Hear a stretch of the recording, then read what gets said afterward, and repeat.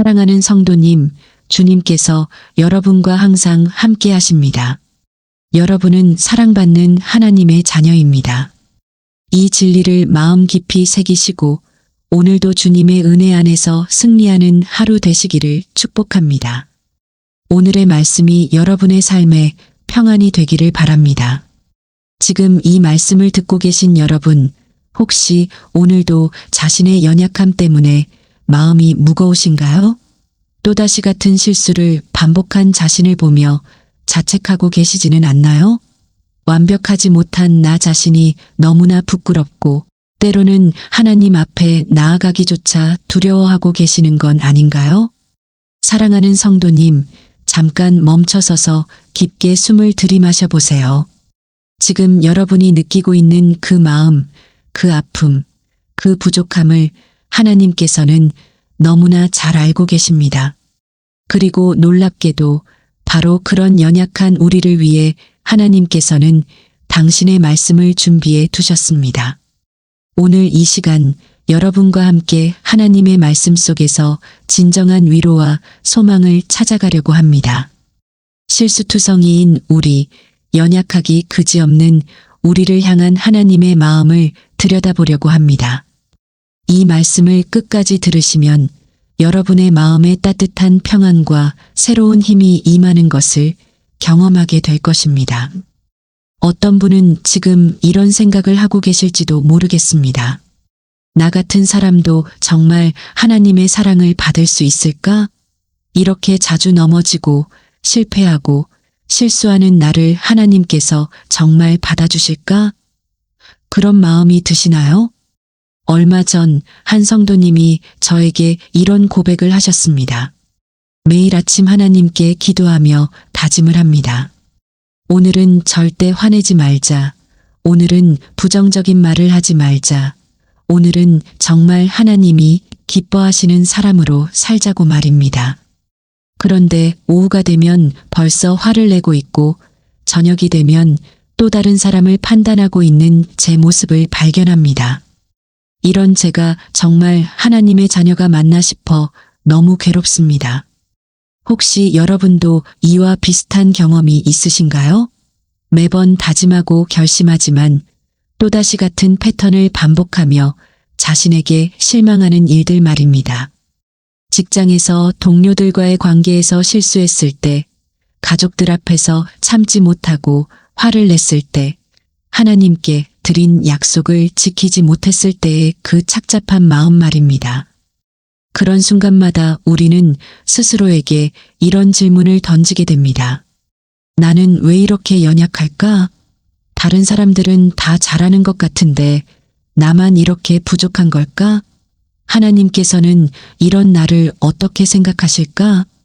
하지만 사랑하는 성도님, 바로 이 지점에서 우리가 기억해야 할 중요한 진리가 있습니다. 하나님께서는 우리의 연약함을 모르고 계시는 분이 아니십니다. 우리가 실수하고 넘어질 것을 예상하지 못하신 분도 아니십니다. 오히려 우리의 연약함을 너무나 잘 알고 계시기에 바로 그런 우리를 위해 당신의 아들을 보내주신 것입니다. 시편 103편 13절과 14절에서 다윗은 이렇게 고백했습니다. 아버지가 자식을 긍휼히 여김같이 여호와께서 자기를 경외하는 자를 긍휼히 여기시나니 이는 그가 우리의 본체를 아시며 우리가 진토임을 기억하심이로다. 진토, 즉 흙이라는 말입니다. 하나님께서는 우리가 흙으로 만들어진 존재임을 기억하고 계십니다. 완벽할 수 없는 존재, 연약할 수밖에 없는 존재라는 것을 알고 계시다는 말입니다. 그런데 놀라운 것은 바로 그런 우리를 긍휼히 여기신다는 것입니다. 실망하거나 포기하시는 것이 아니라 오히려 더욱 깊은 사랑으로 품어주신다는 것입니다. 혹시 여러분 중에 이런 경험이 있으신 분이 계실까요? 어릴 때 넘어져서 무릎이 까지고 울고 있는 자녀를 바라보는 부모의 마음 말입니다. 그 순간 부모는 아이를 꾸짖나요? 너는 왜 이렇게 자주 넘어지니? 좀 더 조심하면 안 되겠니? 라고 말하나요? 아닙니다. 오히려 더욱 안쓰러운 마음으로 아이를 품에 안고 상처난 곳을 어루만져주며 위로해줍니다. 바로 이것이 우리가 실수하고 넘어질 때 하나님께서 품으시는 마음입니다. 아버지의 마음으로 우리를 긍휼히 여기시고 우리가 연약한 존재라는 것을 기억하시며 그런 우리를 더욱 사랑으로 감싸주십니다. 어떤 분은 이런 생각을 하실 수도 있습니다.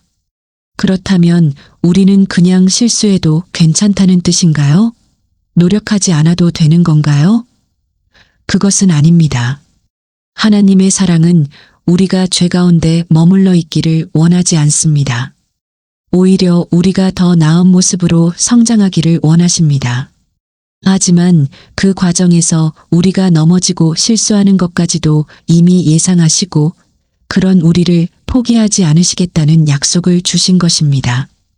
성경에는 연약함과 실수 때문에 괴로워했던 많은 사람들의 이야기가 기록되어 있습니다. 그 중에서도 베드로 사도의 이야기를 한번 살펴보겠습니다. 베드로는 예수님의 제자 중에서도 가장 앞장서는 사람이었습니다. 주여 모든 사람이 주를 버릴지라도 나는 결코 버리지 않겠나이다라고 장담했던 사람입니다. 그런데 정작 예수님이 체포되시던 그날 밤 베드로는 어떻게 했을까요? 한 여종이 너도 예수와 함께 있었다고 말하자 그는 나는 그 사람을 알지 못하노라고 부인했습니다. 한 번이 아니라 3번이나 말입니다. 그것도 저주하며 맹세까지 하면서 말입니다. 그 순간 닭이 울었고 베드로는 예수님의 말씀이 생각났습니다. 닭이 2번 울기 전에 내가 3번 나를 부인하리라 베드로는 밖으로 나가서 심히 울었다고 성경은 기록하고 있습니다.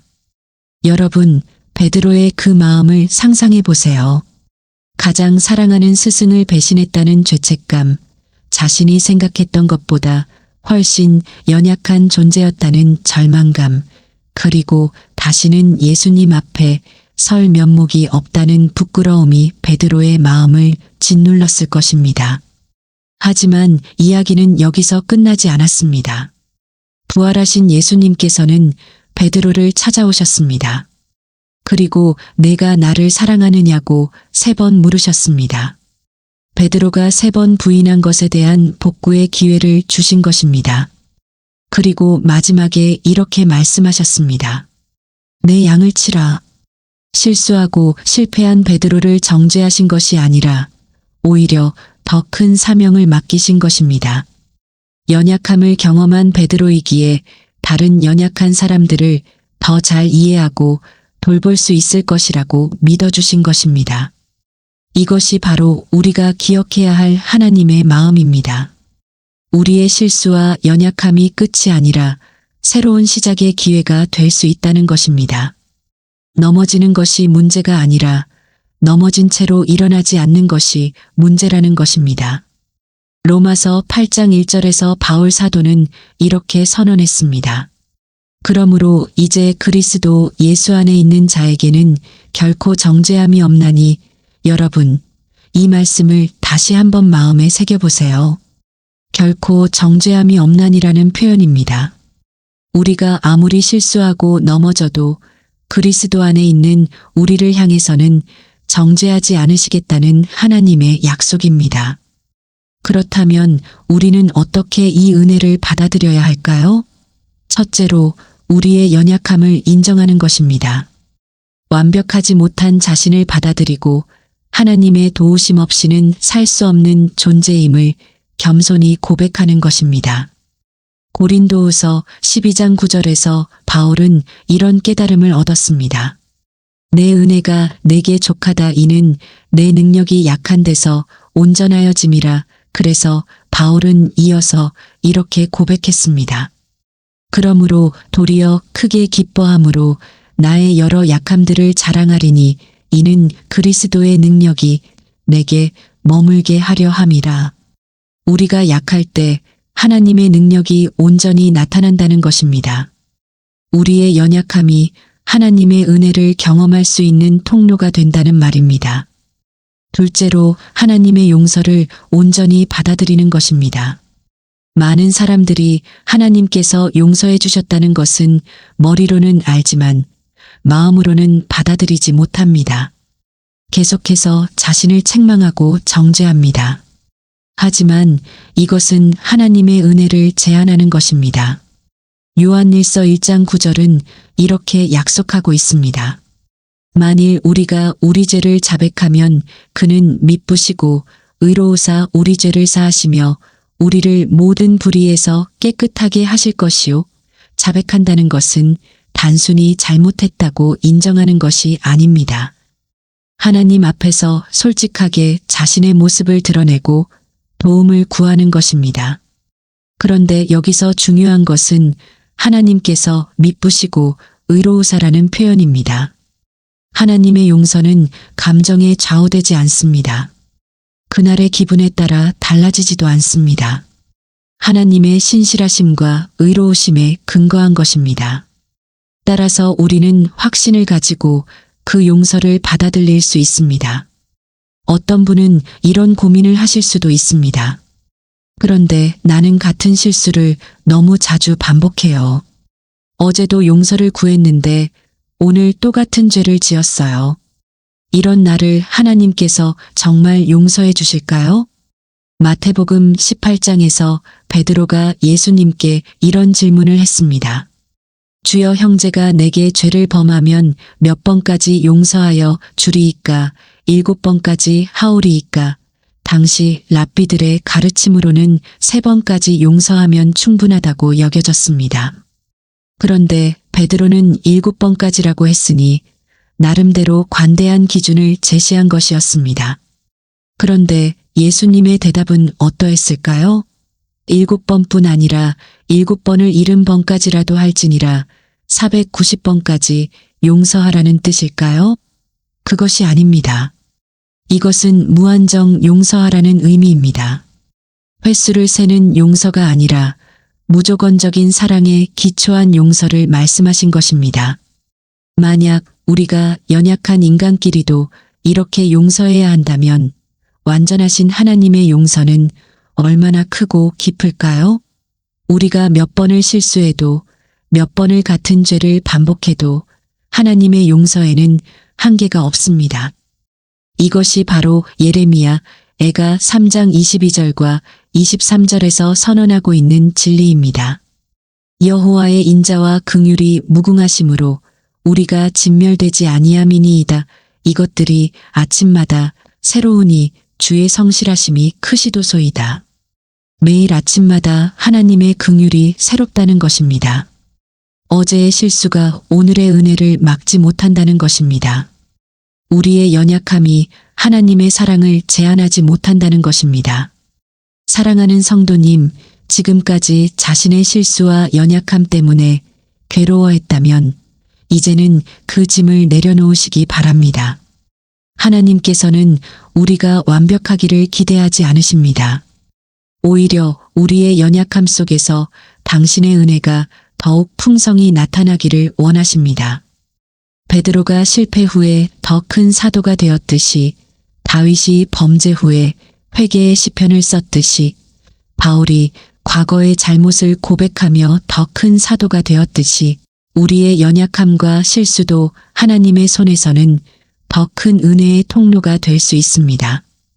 방금 다윗의 이야기를 잠깐 언급했는데 조금 더 자세히 들여다보면 정말 놀라운 일들을 발견하게 됩니다. 다윗, 그는 하나님의 마음에 합한 사람이라고 불렸습니다. 골리앗을 물리친 용감한 소년, 아름다운 시편을 지은 시인, 이스라엘의 위대한 왕이었습니다. 그런데 그런 다윗도 인생에서 돌이킬 수 없는 큰 실수를 저질렀습니다. 우리아의 아내 밧세바와의 간음, 그리고 그것을 덮기 위해 충실한 부하 우리아를 죽음으로 몰아간 일 말입니다. 상상해 보세요. 하나님께 그토록 사랑받던 다윗이 간음과 살인이라는 끔찍한 죄를 저지른 것입니다. 그 일이 밝혀졌을 때 다윗의 마음은 어땠을까요? 나단 선지자가 와서 당신이 바로 그 사람입니다라고 했을 때 다윗은 자신이 저지른 일의 심각성을 깨달았을 것입니다. 하나님을 배신했다는 죄책감, 자신이 생각했던 것보다 훨씬 악한 존재라는 절망감, 그리고 하나님 앞에 설 면목이 없다는 부끄러움이 그를 짓눌렀을 것입니다. 바로 그때 다윗이 쓴 것이 시편 51편입니다. 하나님이여 주의 인자를 따라 내게 은혜를 베푸시며 주의 많은 긍휼을 따라 내 죄악을 지워주소서. 나의 죄악을 말갛게 씻으시며 나의 죄를 깨끗하게 하소서. 다윗은 변명하지 않았습니다. 자신의 죄를 축소하거나 합리화하지도 않았습니다. 오직 하나님의 긍휼에 매달렸습니다. 그리고 시편 51편 10절에서 이렇게 기도했습니다. 하나님이여 내 속에 정결한 마음을 창조하시고 내 안에 정직한 영을 새롭게 하소서. 여기서 창조하다라는 히브리어 단어는 바라인데 이는 무에서 유를 창조하시는 하나님만이 하실 수 있는 절대적인 창조를 의미합니다. 다윗은 자신의 힘으로는 도저히 깨끗해질 수 없다는 것을 깨달았습니다.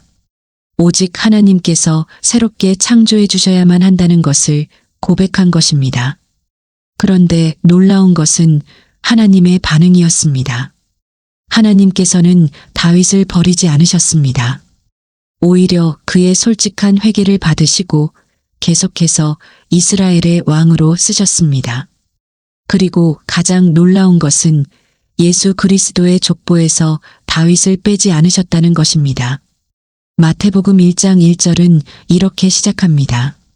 아브라함과 다윗의 후손 예수 그리스도의 계보라.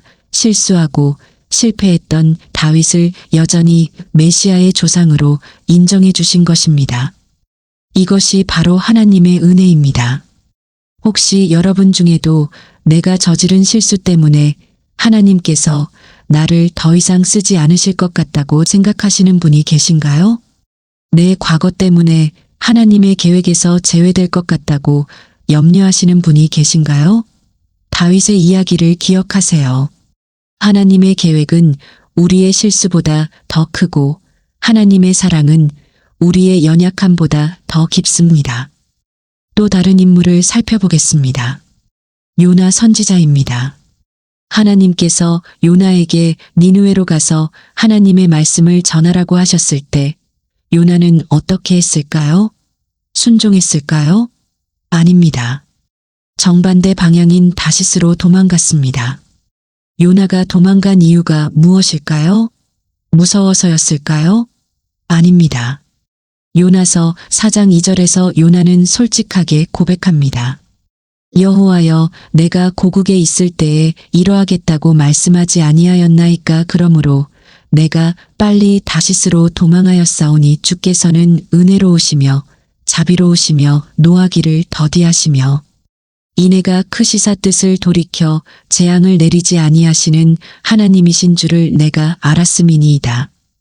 요나는 하나님이 너무 자비로우신 분이라는 것을 알고 있었습니다.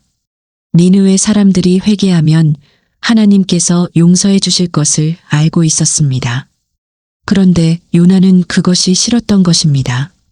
이스라엘의 원수였던 니느웨 사람들이 용서받는 것을 보고 싶지 않았던 것입니다. 얼마나 인간적인 모습입니까? 때로는 우리도 이와 비슷한 마음을 갖지 않습니까? 나보다 더 나쁜 일을 한 사람이 잘 되는 것을 보면서 속으로 불편해하거나 내가 힘들게 노력하는데 다른 사람이 쉽게 성공하는 것을 보면서 질투하는 마음 말입니다.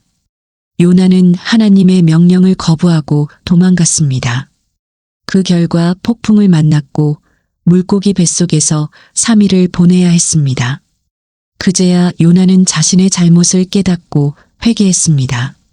요나서 2장 9절에서 그는 이렇게 고백했습니다. 구원은 여호와께로부터 나오나이다. 하나님께서는 회개한 요나를 다시 니느웨로 보내셨습니다. 그리고 놀랍게도 요나의 전도로 니느웨 전체가 회개하는 역사가 일어났습니다. 도망쳤던 요나, 불순종했던 요나를 통해서 말입니다. 여기서 우리가 놓치지 말아야 할 중요한 사실이 있습니다. 하나님께서는 요나의 불순종에도 불구하고 당신의 계획을 포기하지 않으셨다는 것입니다. 요나가 실수했다고 해서 다른 사람을 선택하지 않으셨습니다. 오히려 요나를 다시 세우셔서 당신의 일을 이루어 나가셨습니다. 때로는 우리도 하나님의 뜻을 알면서도 피하고 싶을 때가 있습니다. 용서해야 할 사람이 있는데 용서하기 싫을 때, 사랑해야 할 사람이 있는데 사랑하기 어려울 때, 순종해야 할 일이 있는데 순종하기 힘들 때 말입니다. 그럴 때 우리는 요나처럼 다른 방향으로 도망가려고 합니다. 하지만 기억하세요. 하나님의 사랑은 우리의 불순종보다 더 끈질기고 하나님의 인내는 우리의 반항보다 더 깁니다. 하나님께서는 우리가 돌아오기를 기다리시고 우리를 다시 세우셔서 당신의 일을 이루어 나가십니다. 이번에는 모세의 이야기를 살펴보겠습니다. 모세는 출애굽의 위대한 지도자, 십계명을 받은 사람, 이스라엘 역사상 가장 위대한 선지자 중 한 명입니다.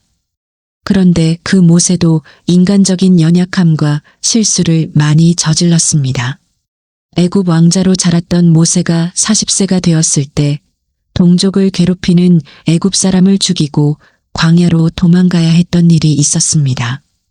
정의감에서 나온 행동이었지만 결과적으로는 살인이었고 그로 인해 모세는 40년 동안 미디안 광야에서 양을 치며 살아야 했습니다. 80세가 되어 하나님의 부르심을 받았을 때에도 모세는 자신감이 없었습니다. 출애굽기 3장과 4장을 보면 모세가 하나님께 얼마나 많은 변명을 늘어놓았는지 알 수 있습니다.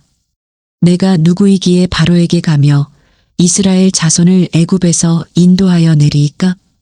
그들이 내게 묻기를 그의 이름이 무엇이냐 하면 내가 무엇이라고 그들에게 말하리이까? 그들이 나를 믿지 아니하며 내 말을 듣지 아니하고 이르기를 여호와께서 내게 나타나지 아니하셨다 하리니. 심지어 출애굽기 4장 10절에서는 이렇게까지 말했습니다. 주여 나는 본래 말을 잘하지 못하는 자라 주께서 주의 종에게 명령하신 후에도 여전히 그러하니 나는 입이 뻣뻣하고 혀가 둔한 자니이다. 하나님께서 능력을 보여주셔도 기적을 행하셔도 모세는 계속 변명했습니다. 마침내 출애굽기 4장 13절에서 주여 보낼 만한 자의 손에 보내소서라고까지 말했습니다. 쉽게 말하면 저 말고 다른 사람을 보내세요라는 뜻입니다. 성경은 여호와께서 모세를 향하여 노하시며라고 기록하고 있습니다. 그런데도 하나님께서는 모세를 포기하지 않으셨습니다. 아론을 함께 보내주시며 모세의 연약함을 보완해 주셨습니다. 그 후에도 모세는 많은 실수를 저질렀습니다. 백성들이 원망할 때 참지 못하고 화를 냈고 민수기 20장에서는 하나님께서 바위에게 말하라고 하셨는데 화가 나서 지팡이로 바위를 2번 쳤습니다. 그 일로 인해 약속의 땅에 들어가지 못하게 되었습니다. 하지만 하나님께서는 그런 모세를 끝까지 사용하셨습니다. 신명기 34장 10절에서는 이렇게 평가하고 있습니다. 그 후에는 이스라엘의 모세와 같은 선지자가 일어나지 못하였나니 모세는 여호와께서 대면하여 아시던 자요. 연약하고 실수투성이었던 모세를 여호와께서 대면하여 아시던 자라고 인정해 주신 것입니다. 이것이 바로 하나님의 은혜입니다. 여러분, 지금까지 세 사람의 이야기를 들어보셨습니다. 베드로, 다윗, 요나, 모세 모두 큰 실수와 실패를 경험했습니다. 하지만 공통점이 있습니다. 하나님께서는 그들의 실수에도 불구하고 그들을 사용하셨다는 것입니다. 오히려 그들의 연약함을 통해 더 큰 일들을 이루어 나가셨습니다. 이제 우리의 이야기로 돌아와 보겠습니다. 혹시 여러분은 어떤 실수 때문에 고민하고 계시나요? 직장에서의 실수로 인해 동료들과의 관계가 어색해졌나요? 가족들과의 갈등으로 인해 집안 분위기가 무거워졌나요? 친구와의 약속을 지키지 못해서 신뢰를 잃었나요? 아니면 하나님께 드린 다짐을 또다시 지키지 못해서 죄책감에 시달리고 계시나요? 그런 여러분께 이사야 43장 25절 말씀을 들려드립니다. 나 곧 나는 나를 위하여 내 허물을 도말하고 내 죄를 기억하지 아니하리라. 하나님께서는 우리의 허물을 도말하신다고 약속하셨습니다. 도말한다는 것은 완전히 지운다는 뜻입니다. 그리고 기억하지 않으신다고 하셨습니다. 인간은 잊고 싶어도 잊을 수 없는 존재입니다. 과거의 실수가 자꾸 떠올라서 괴로워합니다. 하지만 하나님께서는 우리의 죄를 기억하지 않으시겠다고 약속하셨습니다. 이것은 하나님께서 기억력이 없으시다는 뜻이 아닙니다. 우리를 향한 사랑 때문에 의도적으로 기억하지 않으시겠다는 뜻입니다. 예레미야 31장 34절에서도 같은 약속을 하고 계십니다. 내가 그들의 죄악을 사하고 다시는 그 죄를 기억하지 아니하리라. 다시는이라는 표현에 주목해 보세요. 한번 용서하신 것을 다시 꺼내서 우리를 정죄하지 않으시겠다는 약속입니다. 많은 사람들이 하나님께서는 용서해 주셨는데 자신을 용서하지 못해서 괴로워합니다. 과거의 실수를 계속 곱씹으며 자책합니다. 하지만 하나님께서 기억하지 않으신다고 하신 것을 우리가 계속 기억하며 괴로워하는 것은 하나님의 은혜를 온전히 받아들이지 못하는 것입니다. 물론 실수에서 교훈을 얻는 것은 중요합니다. 같은 실수를 반복하지 않기 위해 성찰하는 것도 필요합니다. 하지만 교훈을 얻었다면 이제는 과거를 놓아주어야 합니다. 계속해서 자신을 정죄하고 괴롭히는 것은 하나님의 뜻이 아닙니다. 빌립보서 3장 13절과 14절에서 바울 사도는 이렇게 고백했습니다. 형제들아 나는 아직 내가 잡은 줄로 여기지 아니하고 오직 한 일 즉 뒤에 있는 것은 잊어버리고 앞에 있는 것을 잡으려고 표대를 향하여 그리스도 예수 안에서 하나님이 위에서 부르신 부름의 상을 위하여 달려가노라. 뒤에 있는 것은 잊어버리고라는 표현에 주목해 보세요. 바울도 과거에 그리스도인들을 핍박했던 아픈 과거가 있었습니다. 하지만 그는 그 과거에 매여 있지 않았습니다. 하나님의 용서를 받아들이고 앞을 향해 달려갔습니다. 사랑하는 성도님, 여러분도 이제는 과거의 실수에서 자유로워지시기 바랍니다. 하나님께서 용서해 주신 것을 계속 붙들고 있을 필요가 없습니다. 하나님의 은혜를 온전히 받아들이고 새로운 하루를 시작하시기 바랍니다. 그런데 어떤 분은 이런 질문을 하실 수도 있습니다. 그렇다면 실수를 해도 상관없다는 뜻인가요? 죄를 지어도 괜찮다는 건가요? 절대 그렇지 않습니다. 하나님의 은혜는 값없이 주어지는 것이지만 값싼 것이 아닙니다. 예수님께서 십자가에서 피 흘려주신 귀한 은혜입니다. 로마서 6장 1절과 2절에서 바울은 이렇게 말했습니다. 그런즉 우리가 무엇이라 하리요 은혜를 더하게 하려고 죄에 거하겠느냐 그럴 수 없느니라. 죄에 대하여 죽은 우리가 어찌 그 가운데서 더 살리요. 하나님의 은혜를 경험한 사람은 오히려 죄에서 멀어지게 됩니다. 그 사랑에 감격하여 더 나은 삶을 살고 싶어집니다. 완벽해지기 위해서가 아니라 사랑해 주신 하나님께 감사하는 마음에서 말입니다. 이제 좀 더 구체적으로 우리가 일상에서 경험하는 연약함들에 대해 이야기해 보겠습니다. 어떤 분은 직장에서 동료와의 관계 때문에 고민하고 계실 것입니다. 말 한마디를 잘못해서 오해를 불러일으켰거나 중요한 순간에 실수를 해서 팀에 피해를 줬을 수도 있습니다. 그런 일이 있고 나면 며칠 동안 잠도 제대로 오지 않고 자신을 책망하는 목소리가 머릿속에서 맴돌지 않습니까? 또 어떤 분은 가정에서의 실수 때문에 괴로워하고 계실 것입니다. 아이들 앞에서 화를 냈거나 배우자에게 상처가 되는 말을 했거나 가족들이 도움을 요청했을 때 피곤하다며 외면했던 일들 말입니다. 나중에 후회가 되어도 이미 뱉은 말은 되돌릴 수 없고 상처받은 마음은 쉽게 치유되지 않습니다. 경제적인 부분에서도 실수는 있습니다. 잘못된 투자나 충동적인 소비로 인해 가게가 어려워졌거나 신중하지 못한 결정으로 손해를 봤을 수도 있습니다. 그럴 때마다 내가 조금 더 신중했다면, 조금 더 지혜로웠다면 하는 후회가 밀려옵니다. 신앙생활에서도 마찬가지입니다. 새벽 기도회에 나가겠다고 다짐했지만 며칠 못 가서 포기했거나 성경을 매일 읽겠다고 결심했지만 바쁘다는 핑계로 미뤄두거나 전도하겠다고 마음먹었지만 용기가 나지 않아서 기회를 놓쳤을 수도 있습니다. 이런 모든 상황에서 우리는 자신에게 실망하고 자책하며 때로는 절망하기도 합니다. 나는 왜 항상 이럴까? 언제쯤 나아질까? 정말 변화될 수 있을까? 이런 생각들이 꼬리에 꼬리를 물고 이어집니다. 하지만 여기서 한 가지 명확히 해야 할 것이 있습니다. 우리의 정체성은 우리가 저지른 실수에 있는 것이 아니라 하나님께서 우리를 어떻게 보시는가에 있다는 것입니다. 에베소서 1장 4절에서 바울은 이렇게 선언했습니다.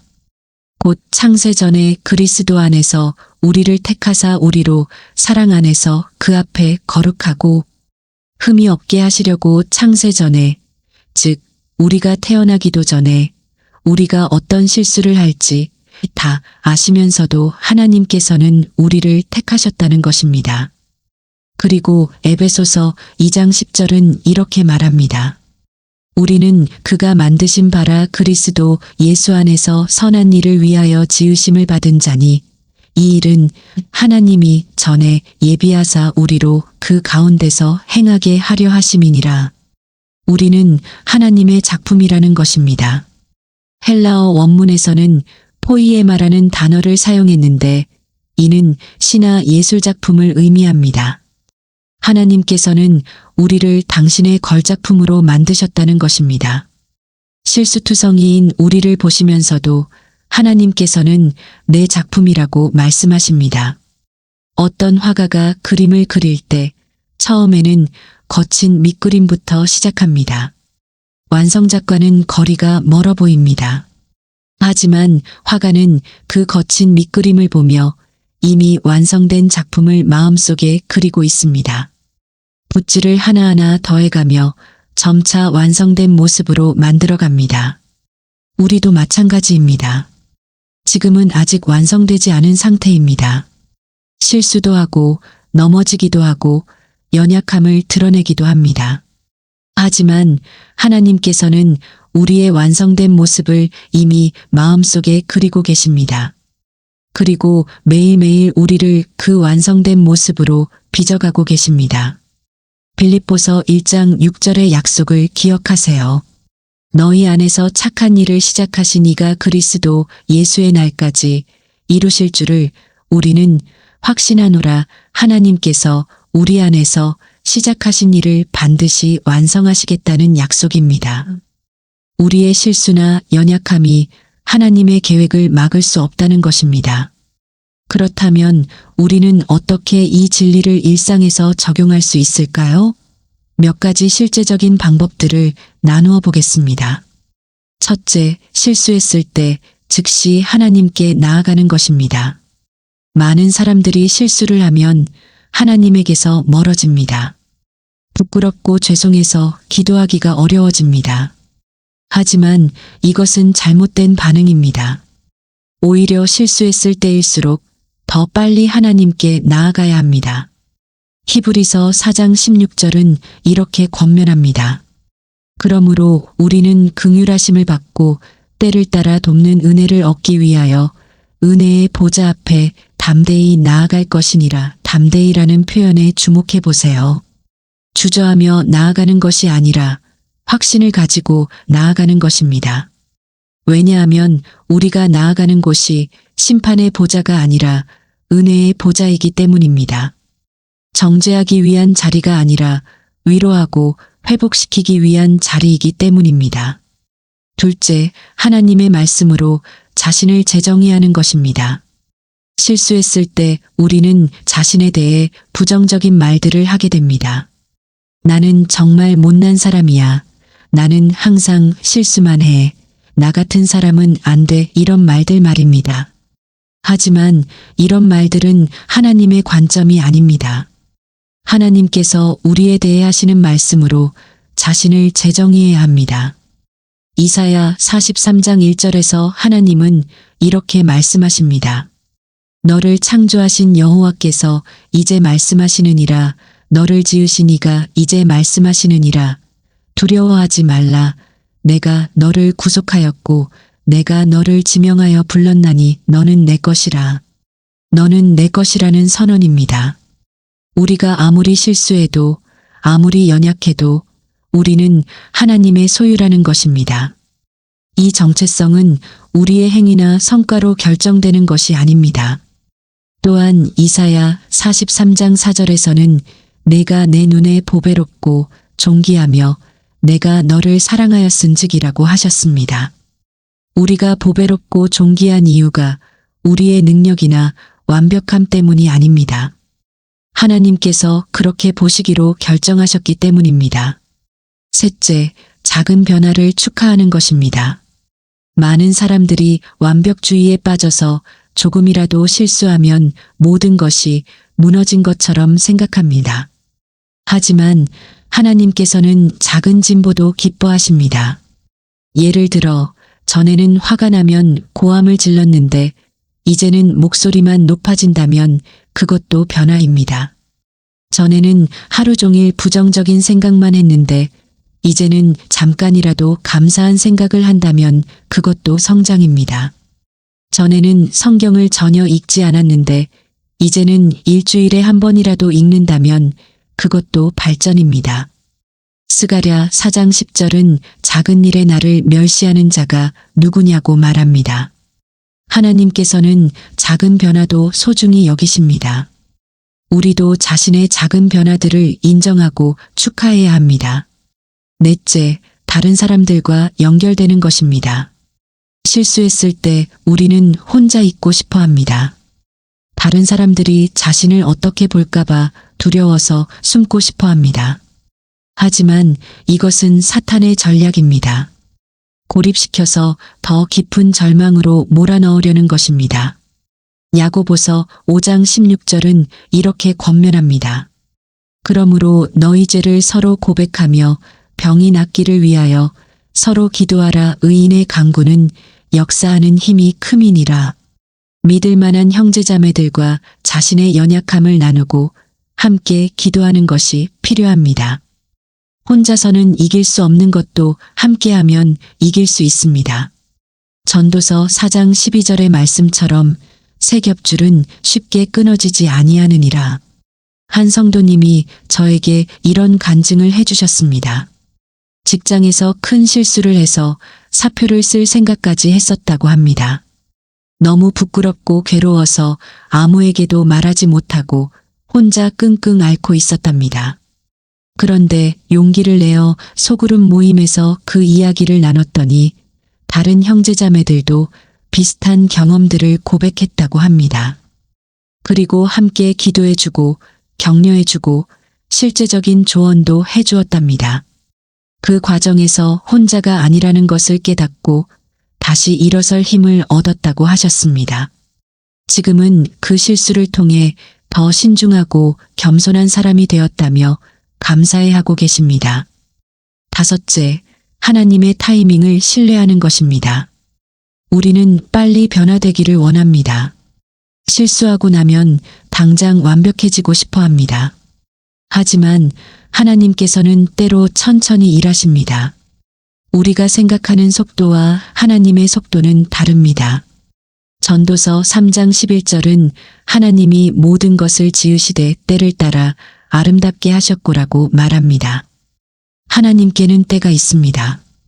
우리의 성장에도 회복에도 치유에도 하나님의 때가 있습니다. 이사야 28장 10절에서는 명령의 명령을, 규례의 규례를, 여기서도 조금, 저기서도 조금이라고 했습니다. 하나님께서는 점진적으로, 단계적으로 우리를 변화시켜 가십니다.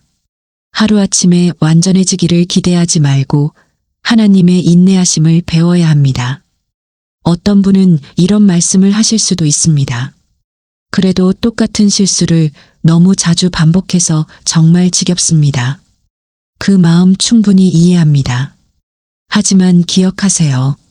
실수의 횟수가 하나님의 사랑을 바꾸지 못합니다. 누가복음 15장에 돌아온 탕자 비유를 다시 생각해 보세요. 아버지는 아들이 집에 돌아오기 전부터 이미 그를 기다리고 있었습니다. 멀리서 아들이 오는 것을 보고 달려가서 목을 안고 입을 맞췄습니다. 아들이 준비해온 사과의 말을 끝까지 듣지도 않고 잔치를 벌였습니다. 이것이 바로 우리를 향한 하나님의 마음입니다. 우리가 몇 번을 실수하든 몇 번을 같은 패턴을 반복하든 우리가 돌이켜 하나님께 나아올 때마다 기쁘게 맞아주십니다. 그리고 잊지 마세요. 우리의 연약함이 하나님의 능력이 나타날 기회가 된다는 것을 말입니다. 고린도후서 12장 10절에서 바울은 이렇게 고백했습니다. 그러므로 내가 그리스도를 위하여 약한 것들과 능욕과 궁핍과 박해와 공고를 기뻐하노니 이는 내가 약한 그때의 강함이라. 우리가 약할 때 하나님이 강하십니다. 우리가 부족할 때 하나님의 충만함이 드러납니다. 우리가 연약할 때 하나님의 은혜가 빛납니다. 따라서 우리의 연약함을 부끄러워할 필요가 없습니다. 오히려 하나님의 능력이 드러날 기회로 받아들일 수 있습니다. 한 분의 간증을 더 나누겠습니다. 그분은 알코올 중독으로 가정이 파탄 직전까지 갔었답니다. 수없이 끊겠다고 다짐했지만 번번이 실패했습니다. 자신에게 절망하고 가족들에게 미안하고 하나님 앞에서도 고개를 들 수 없었다고 합니다. 그런데 어느 날 더 이상 자신의 의지로는 안 된다는 것을 깨달았답니다. 완전히 포기하고 하나님께 매달렸습니다. 하나님, 저는 안 됩니다. 하나님이 해주세요. 그때부터 조금씩 변화가 시작되었다고 합니다. 물론 쉽지 않았습니다. 넘어질 때도 있었고 실망할 때도 있었습니다. 하지만 포기하지 않고 계속 하나님께 매달렸습니다. 형제자매들의 기도와 도움도 받았습니다. 그렇게 몇 년의 시간이 지나 완전히 회복되었고 지금은 같은 문제로 고생하는 다른 사람들을 돕는 사역을 하고 계십니다. 그분의 간증에서 중요한 것은 완벽하게 한 번에 변화된 것이 아니라는 점입니다. 넘어지고 일어나기를 반복하면서도 포기하지 않았다는 것입니다. 그리고 자신의 힘이 아닌 하나님의 은혜를 의지했다는 것입니다. 우리도 마찬가지입니다. 실수하고 넘어져도 괜찮습니다. 중요한 것은 넘어진 채로 머물러 있지 않는 것입니다. 다시 일어나서 하나님께 나아가는 것입니다. 미가 7장 8절의 고백처럼 말할 수 있어야 합니다. 나의 원수여 나로 인하여 기뻐하지 말지어다. 나는 엎드러질지라도 일어날 것이요 어둠에 앉을지라도 여호와께서 나의 빛이 되실 것이미로다. 사랑하는 성도님, 지금까지 긴 이야기를 들어주셔서 감사합니다. 마지막으로 여러분께 이 약속을 전하며 말씀을 마치고 싶습니다. 로마서 8장 28절의 약속입니다. 우리가 알거니와 하나님을 사랑하는 자, 곧 그의 뜻대로 부르심을 입은 자들에게는 모든 것이 합력하여 선을 이루느니라. 모든 것이라는 표현에 주목해 보세요. 우리의 성공만이 아닙니다. 우리의 실패도 실수도 연약함도 모두 합력하여 선을 이룬다는 약속입니다. 하나님께서는 우리의 모든 것을 사용하셔서 더 큰 그림을 그려나가십니다. 지금 당장은 이해할 수 없을지도 모릅니다. 왜 이런 일들이 일어나야 하는지, 왜 이렇게 연약해야 하는지 모를 수도 있습니다. 하지만 언젠가는 하나님의 선하신 계획을 보게 될 것입니다. 그때까지는 믿음으로 걸어가면 됩니다. 하나님께서는 여러분을 포기하지 않으십니다. 여러분이 몇 번을 실수해도, 몇 번을 넘어져도 하나님의 사랑은 변하지 않습니다. 오히려 더 깊은 사랑으로 여러분을 품어주십니다. 이제 여러분도 자신을 더 이상 정죄하지 마시기 바랍니다. 하나님께서 용서하신 것을 받아들이시고 하나님의 은혜 안에서 새로운 하루를 시작하시기 바랍니다. 완벽하지 않아도 괜찮습니다. 연약해도 괜찮습니다. 실수해도 괜찮습니다. 하나님께서 모든 것을 아름답게 만들어 가실 것입니다. 마지막으로 함께 마음으로 기도하며 이 시간을 마무리하겠습니다. 사랑하는 하나님 아버지, 지금 이 말씀을 듣고 있는 모든 성도들을 축복해 주세요. 자신의 실수와 연약함 때문에 괴로워하고 있는 모든 마음에 주님의 평안을 부어주세요. 주님께서 우리를 얼마나 사랑하고 계시는지 우리의 연약함까지도 아름다운 은혜의 도구로 사용하고 계시는지 깨닫게 해주세요.